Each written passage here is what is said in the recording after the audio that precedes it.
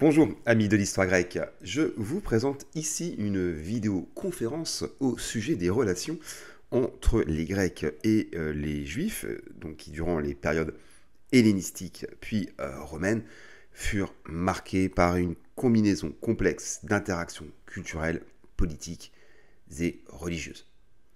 Car oui, à la suite des conquêtes d'Alexandre, les Juifs furent placés sous la domination de souverains grecs, donc les Ptolémées en Égypte, et les Séleucides dans ce qu'on appellera l'Asie. Donc, bien sûr, principalement Judée, mais aussi Anatolie. Cette période fut marquée par des échanges culturels avec une influence grecque croissante sur la vie intellectuelle juive. Cependant, les relations furent aussi marquées par des moments très tendus, comme sous le règne du Séleucide Antiochos IV, qui vit une insurrection des Juifs, dite révolte des Maccabées, dont on reparlera largement. Quant à Alexandrie, elle abritait une très importante communauté juive, mais des tensions émergèrent parfois comme lors de différentes émeutes qui ont surtout commencé au 1er siècle avant notre ère et ensuite à l'époque romaine. Mais en dépit de ces tensions, il y eut globalement une forme de coexistence pacifique et une influence mutuelle entre ces deux cultures. Donc par souci de simplicité, j'emploierai le terme de juif en lieu et place d'israélite ou de judéen, donc terme issu de la partition en deux royaumes. Donc, comme à mon habitude, je m'appuierai sur des pages Wikipédia auxquelles j'ai participé activement pour certaines. Alors, à savoir qu'il n'existe pas de page Wikipédia spécialement dédiée à ce thème. Et donc, je me suis efforcé de piocher dans différentes pages, généralement bien sourcées. Je m'appuierai également sur le dictionnaire de l'Antiquité édité par les presses universitaires de France. Alors, voyons dans cette première partie ce qu'on va appeler le judaïsme hellénistique. Donc attention, ce n'est pas le judaïsme à l'époque hellénistique, c'est, on va dire, une variante hellénisante du judaïsme.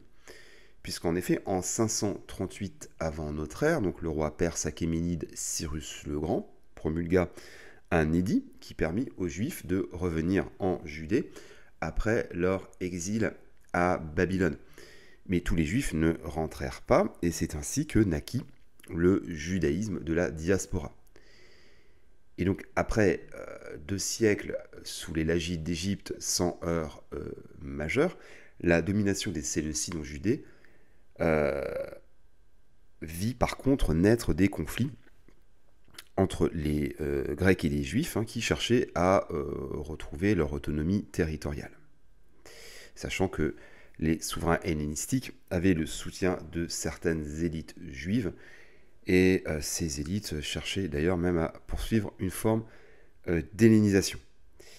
Et donc le judaïsme de l'époque hellénistique est évidemment au départ de langue hébraïque, mais aussi de langue araméenne ou même grecque. Donc en clair, il y a des croyants juifs qui ont adopté la langue grecque d'usage.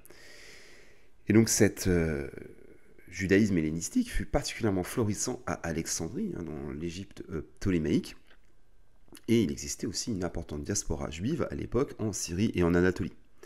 Et donc à cette époque, le judaïsme devait se défendre contre les Grecs, qui les accusaient d'être une superstition ou une religion de nomades. Et au début du 1er siècle de notre ère, en réponse à cette accusation, un intermédiaire important entre la loi juive et la pensée grecque fut un philosophe juif hellénisé, le fameux Philon d'Alexandrie. Et donc il représentait le judaïsme comme une religion ancienne et respectable, qui par son monothéisme s'accordait mieux que la religion grecque antique à la philosophie de Platon ou d'Aristote.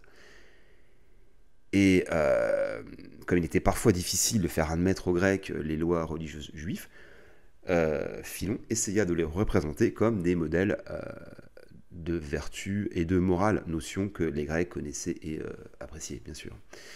Et donc un autre auteur important à la fin de ce siècle fut Joseph ben Matityahu, chef de guerre et historien, et connu évidemment plus tard sous le nom de Flavius Joseph. Et donc pour lui aussi, le but était de défendre le judaïsme contre les préjugés et de présenter le judaïsme aux yeux des Grecs comme une religion vertueuse.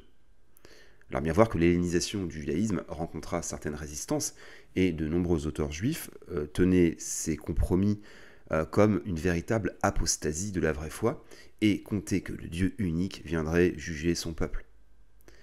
Alors parmi ses contemporains non juifs, le judaïsme hellénistique comptait des adversaires, mais aussi un grand nombre de sympathisants qu'on appelait à l'époque les craignants Dieu. On comptait également des Grecs convertis qu'on appelait les prosélytes. Et ça pouvait concerner les milieux aisés et cultivés. Et donc la conversion semblait plus facile pour les femmes que pour les hommes adultes qui répugnaient, on l'imagine, à la circoncision et en restaient au statut de craignant Dieu. Et donc dans le foisonnement judaïque de l'époque pré-chrétienne, la prédication donc, de Jésus de Nazareth, considéré comme le Messie par ses disciples, a donné naissance au christianisme. Et donc selon les actes des apôtres, les missionnaires chrétiens comme Paul évangélisaient surtout dans les cercles des craignants Dieu et des prosélytes dont on vient de parler. Alors le renoncement à la circoncision fut certainement un facteur de succès de sa prédication. Et donc après le siège de Jérusalem de l'an 70, mené par les Romains, là aussi on en reparlera, le judaïsme hellénistique connut un lent déclin, sachant que l'essor du christianisme ancien contribua à sa marginalisation. Et à cette époque, les juifs conservateurs se recentrèrent sur les sources hébraïques et araméennes et firent même interdire la Septante, donc la traduction en grec de la Bible hébraïque, dont là aussi on reparlera par la suite. Donc le judaïsme hellénistique devint progressivement minoritaire, mais il perdura tout de même dans l'Empire byzantin, dans une communauté appelée romaniote, qui prospéra et diffusa sa culture au sein des nouvelles communautés d'Occident, donc Askénaze, c'est-à-dire, alors je vais mettre des grosses guillemets allemandes, Sarfati, là aussi des guillemets françaises, ou séfarade, là aussi des guillemets espagnoles. Et donc la conquête musulmane de tout le Proche-Orient amena un déclin irréversible du judaïsme hellénistique, et seul le judaïsme rabbinique, qui suivait désormais le Talmud de Babylone et non celui de Jérusalem comme les romaniotes, continua son existence chez les juifs de culture arabe. Et donc la prise de Jérusalem par les croisés en 1099 marqua la fin des juifs hellénistiques proprement dit au Proche-Orient. Et donc pour revenir aux romaniotes, dont l'étymologie signifie, enfin en tout cas provient de l'expression citoyen de l'Empire romain d'Orient, et dont l'histoire reste peu étudiée, donc ces romaniotes formaient un groupe juif de culture grecque issu du judaïsme hellénistique, et ils vivaient autour de la Méditerranée orientale et de la mer Noire. Et donc ils possédaient leur rite propre, mais avec l'arrivée au XVe siècle des Juifs expulsés de la péninsule ibérique dans ce qui était devenu l'Empire ottoman, la culture romaniote se dissolut progressivement dans celle des séfarades. Et donc la communauté romaniote fut décimée durant la Seconde Guerre mondiale et ne compte à l'heure actuelle qu'une dizaine de milliers de membres, donc en Grèce proprement dite, sachant qu'une partie s'est reconstituée en Israël et aux États-Unis. Et donc de nos jours, le judaïsme hellénistique reste un lointain souvenir, historiquement le plus oublié des judaïsmes. Voyons en thème numéro 2, Alexandre le Grand et les Juifs. À savoir qu'Alexandre bénéficie globalement dans le judaïsme d'une réputation favorable. Il y a même une légende qui provient du roman d'Alexandre, donc la version médiévale, composée au XIIe siècle, qui dit qu'Alexandre se serait même converti au judaïsme. Ce qui est évidemment tout à fait légendaire. Et donc au 1er siècle avant notre ère se construisit aussi parmi les juifs hellénisés une version apologétique d'Alexandre qui selon eux serait allé honorer le grand prêtre de Jérusalem. Alors cependant, quand on regarde les sources littéraires antiques, Alexandre ne traversa que très rapidement ce que d'ailleurs Arrien appelle en homme de son temps la Syrie palestinienne. Oui. Donc il a traversé très rapidement cette région pour atteindre Gaza et ensuite l'Égypte, et il n'aurait pas séjourné à Jérusalem. Et d'ailleurs, à son retour d'Égypte en 331, Il a emprunté la route de Péluse vers Tyr, mais sans que ne soit mentionné Jérusalem. Donc en tout cas, on est quasiment sûr qu'Alexandre n'a jamais mis les pieds à Jérusalem. Donc en tout cas, dans le livre de Daniel, donc, qui est l'ouvrage le plus récent de l'Ancien Testament, donc composé au IIe siècle avant notre ère, et donc qui annonce a posteriori des prophéties, Alexandre est évoqué au titre, j'ouvre les guillemets, du roi grec qui soumettra les Perses et les Mèdes et mourra à l'apogée de sa puissance. Alors, il y est associé de manière péjorative à un bouc et à une bête aux dents de fer. Et donc dans le premier livre des Maccabées, donc qui a lui été rédigé vers 130 avant notre ère, Alexandre est mentionné dans l'introduction donc comme celui qui a étendu l'influence grecque dans la terre d'Israël. Donc Alexandre est vu au départ de manière plutôt hostile, mais le livre des Maccabées condamne surtout évidemment le roi séleucide Antiochos IV, coupable d'avoir profané le temple. On en reparlera aussi largement. En fait, la vision des Juifs envers les souverains grecs changea sous le règne d'Alexandre Balas, donc qui est un usurpateur séleucide, qui s'assura donc au milieu du IIe siècle, donc avant notre ère, le soutien de Jonathan, en le désignant grand prêtre de Jérusalem, puis gouverneur de Judée. Donc Jonathan, la famille des Asmonéens, dont on reparlera aussi. Donc les Juifs de l'époque furent très reconnaissants envers les Grecs, et surtout envers Alexandre, en fait, d'avoir permis leur installation à Alexandrie, qui était devenue quasiment leur foyer principal, et où fut traduit en grec la Bible hébraïque, donc vers 270-250. Alors Flavius Joseph écrivit donc au début du 1er siècle avant notre ère que le livre de Daniel fut même montré à Alexandre lors de son entrée à Jérusalem. Bon, là aussi on peut supposer que c'est légendaire. Et Flavius Joseph écrit surtout en fait qu'Alexandre se prosterna devant le grand prêtre de Jérusalem et qu'il accomplit un sacrifice dans le temple et confirma aux Juifs leurs privilèges. Alors une variante du roman d'Alexandre, donc rédigé à Alexandrie probablement par un Juif hellénisé, reprend l'épisode de la rencontre avec le grand prêtre à la fin donc, du deuxième livre des Maccabées, en ajoutant, du livre de Flavius Joseph, guerre des Juifs, en ajoutant qu'Alexandre a reconnu Yahvé comme le Dieu unique et qu'il a abandonné les cultes païens. Donc ces épisodes légendaires furent ensuite repris par toutes les versions du roman d'Alexandre, donc qu'elles soient hébraïques, latines ou byzantines.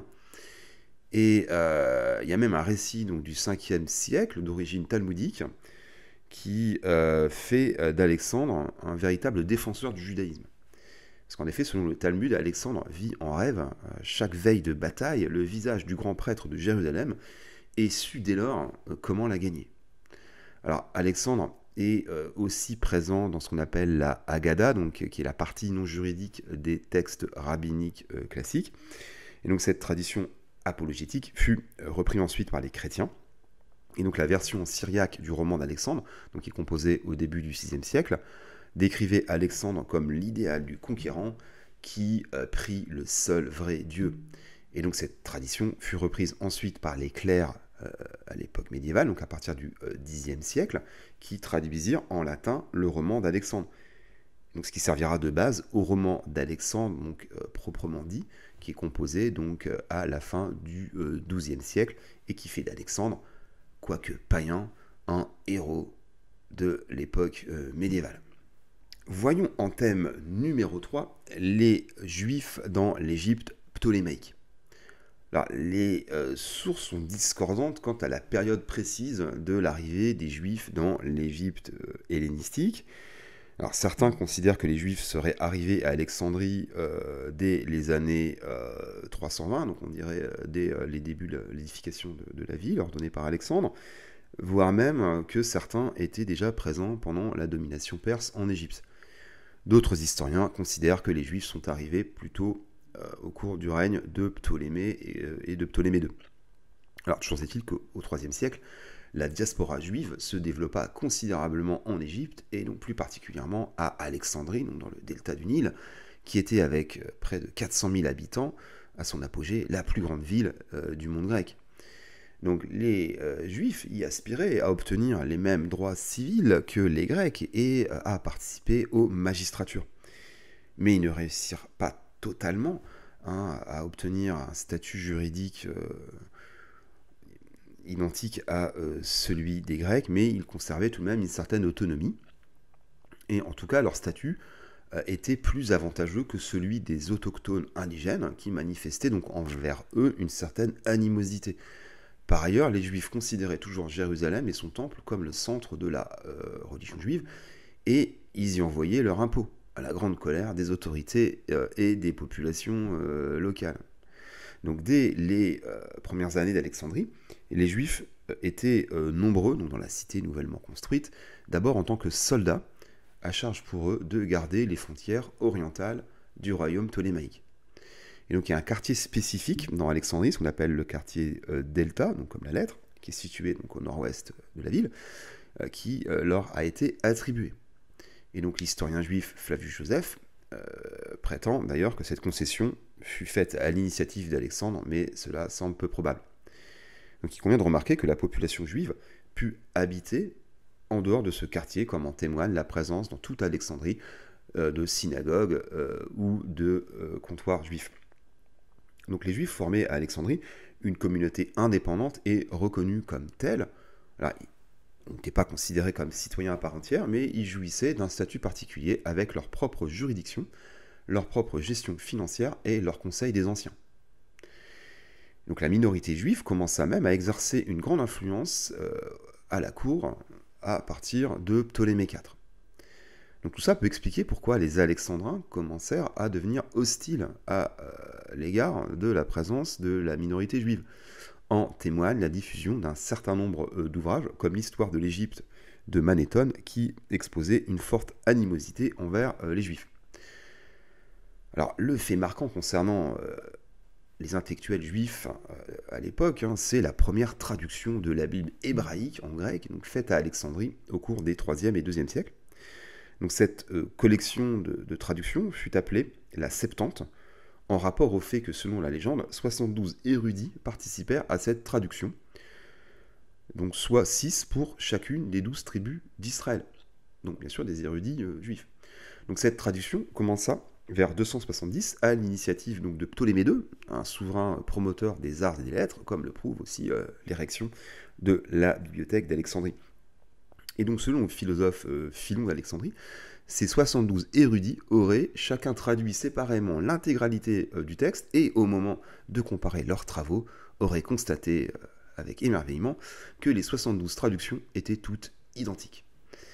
Alors le judaïsme rabbinique, on dirait donc actuel, n'utilise pas la Septante, donc les juifs lui préfèrent le texte hébreu, et pour les livres tardifs écrits en grec, ils préfèrent là aussi des traductions en araméen, sachant en fait que les problèmes de traduction posés par le passage d'une langue sémitique à la langue grecque sont très nombreux, ne serait-ce qu'à propos notamment de la dénomination de Dieu.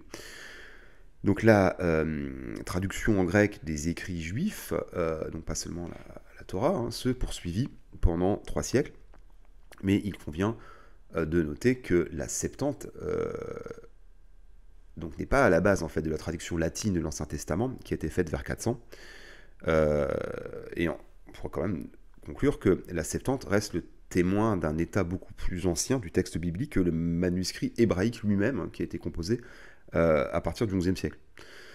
Donc concluons en évoquant donc les tensions en Égypte liées à la communauté juive, qui, on l'a vu, étaient nombreuses et influentes dans une Alexandrie cosmopolite. Et sous les Ptolémées, donc les Juifs et les Grecs connurent quand même une cohabitation paisible, marquée par quelques tensions sporadiques, mais ça n'a pas viré à l'émeute comme plus tard du temps des Romains. Alors il y a quand même une anecdote, probablement inventée, qui dit que Ptolémée II aurait un moment enfermé les Juifs dans l'hippodrome d'Alexandrie afin qu'ils soient écrasés par des éléphants, avant que finalement le roi ne décide de les sauver. Donc tout ça pour dire que les relations entre Juifs et Grecs, à Alexandrie en tout cas, sont plutôt pacifiques à l'époque hellénistique. Voyons en thème numéro 4 les Juifs dans le royaume séleucide. Donc de nombreuses sources juives racontent la domination des Séleucides en Judée. Alors on peut citer les 2 premiers livres des Maccabées, donc composés au début du 1er siècle avant notre ère, qui décrivent donc la révolte des Judéens et la formation du royaume hasmonéen. Alors on peut également citer Flavius Joseph, qui fait un récit sur les Séleucides au livre 1 de la guerre des Juifs, et surtout dans les livres 12 et 13 des Antiquités judaïques, avec quelques détails au sujet d'ailleurs des derniers rois de la dynastie. Alors, le cas des Juifs de Judée dans le royaume séleucide est tout de même particulier, parce que déjà cette région passa sous la domination des Séleucides qu'à la fin du IIe siècle, après avoir été sous domination ptolémaïque, sachant que les Ptolémées conservaient les structures traditionnelles des Juifs, même s'ils payaient l'impôt. Et les Séleucides, comme les Ptolémées avant eux, respectaient la culture et la religion juive et ne s'opposaient pas aux institutions juives, ni d'ailleurs aux autres religions locales de leur empire. Donc le soutien des Juifs à Antiochos III fut récompensé à travers une charte affirmant l'autonomie de la religion juive et l'attribution de fonds officiels afin de maintenir certains rites religieux au sein du temple. Mais cette politique conciliante fut radicalement remise en cause donc, par son fils Antiochos IV. Alors, soit après une dispute sur la direction du temple, soit après une révolte dont la nature aurait été perdue avec le temps. En tout cas, tout ceci aboutit à la révolte des Maccabées, donc un moment crucial dans l'histoire de la Judée antique. Parce qu'en fait, Antiochos IV tenta d'imposer la culture et la religion hellénique dans la région, donc ce qui provoqua le mécontentement parmi la population juive. Donc le conflit fut déclenché en 167 lorsque Antiochos IV promulgua ce que les sources juives appelèrent plus tard l'édit de persécution, qui interdit les pratiques religieuses juives, notamment la circoncision. Sachant aussi que Antiochos IV profana le temple et il fit ériger une statue de Zeus en son sein, et alla même jusqu'à sacrifier un cochon. Ultime sacrilège. Et d'ailleurs, il chercha aussi à interdire la Torah. Mais pour les Juifs, ce texte n'était pas qu'un texte religieux, c'était aussi la source de la loi. Donc les résistances furent très nombreuses, et plus généralement, on a tendance à l'oublier, mais cette révolte prit place dans un contexte d'opposition ancien entre juifs conservateurs et juifs hellénisés. Tout n'est pas de la faute d'Antiochos IV, sachant qu'en 175, un grand prêtre donc appelé Jason, et partisan des Grecs, comme son nom l'indique, chercha à faire de Jérusalem une cité grecque avec son gymnase et son éphébéion.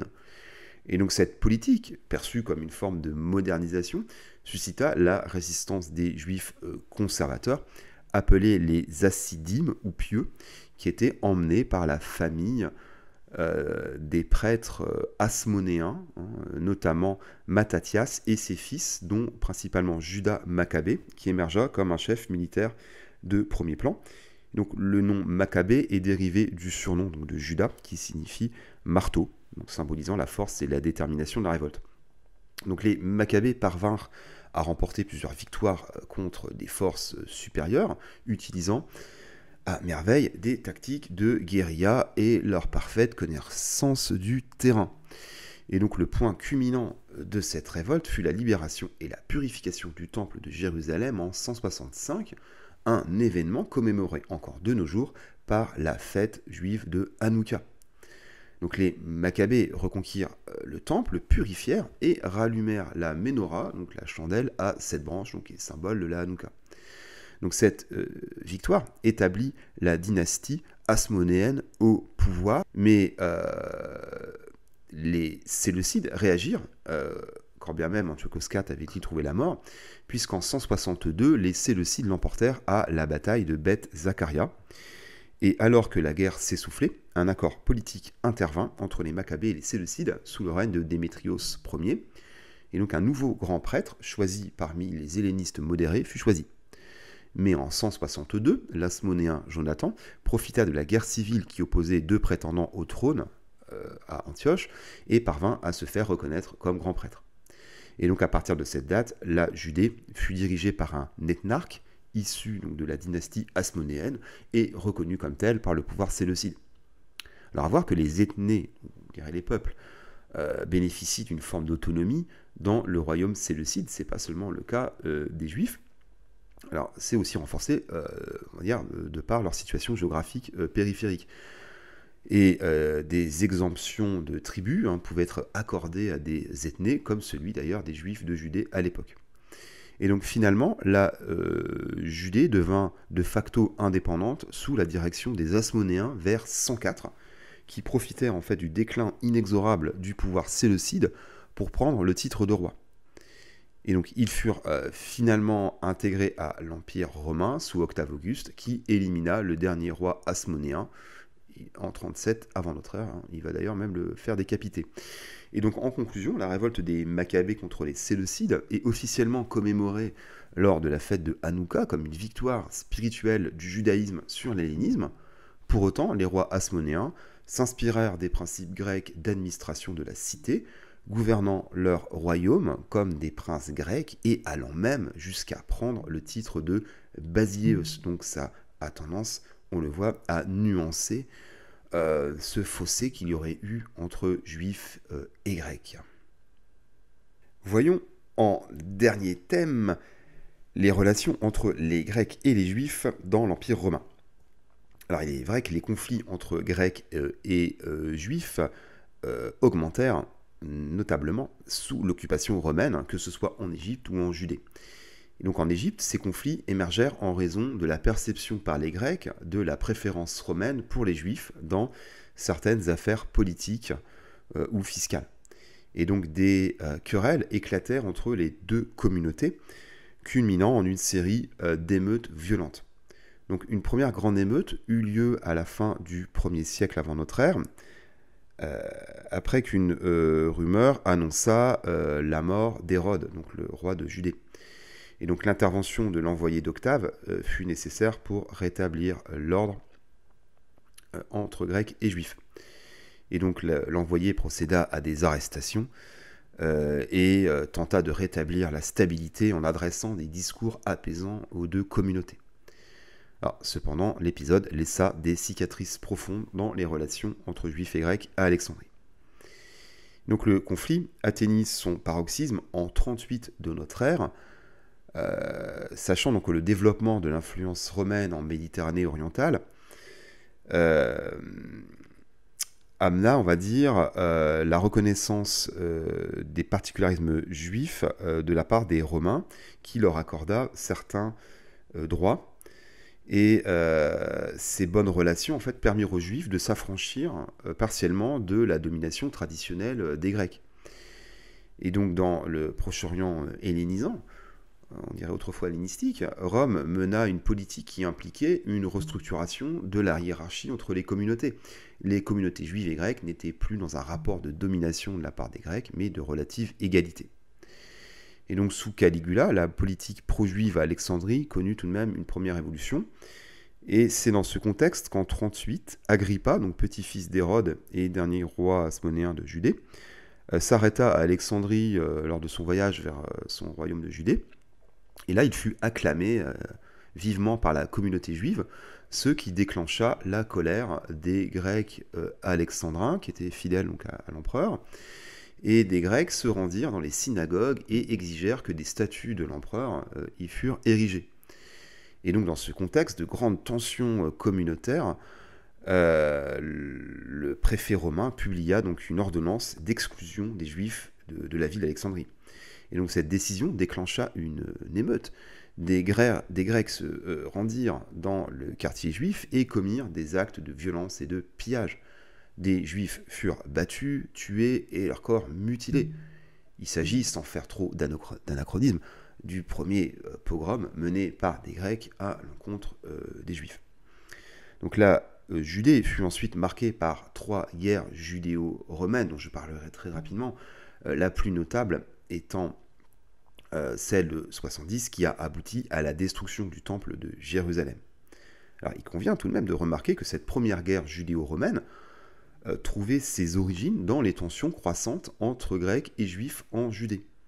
Ainsi, en 66, donc sous Néron, des batailles de rue éclatèrent donc à Césarée, en Judée, donc entre des Juifs et des Grecs, après qu'un Grec eut sacrifié des oiseaux à l'entrée de la synagogue. Donc les troubles atteignirent Jérusalem, ce qui entraîna une réaction en chaîne de révolte et de représailles de la part des Romains. Et finalement, le mouvement se répandit à toute la Judée, où Juifs et Grecs s'affrontèrent violemment. Et dans le même temps, plusieurs milliers de Juifs périrent dans des émeutes à Alexandrie. Et donc en 70, la révolte des Juifs aboutit au siège de Jérusalem donc par Titus, fils de Vespasien et futur empereur lui-même. Et donc la destruction du temple de Jérusalem marqua le début d'une nouvelle dispersion des Juifs. Le judaïsme se réorganisa alors autour de la Torah, et cette branche donc, issue des pharisiens engendra le judaïsme rabbinique, reconnu comme étant de nos jours la norme du judaïsme. En guise de conclusion, on peut remarquer que les antagonismes entre les communautés juives et grecques ne se fondaient pas sur des éléments raciaux ou sur des éléments socio-économiques. Ces concepts n'avaient effectivement pas de sens à cette époque. Les historiens estiment plutôt que ces antagonismes se construisirent d'abord sur des considérations religieuses et culturelles, le judaïsme revendiquant des comportements considérés parfois comme extrémistes et intolérants par leurs contemporains grecs. Ainsi se termine cette vidéo, j'espère qu'elle vous a intéressé. Je vous dis merci pour vos retours et à bientôt.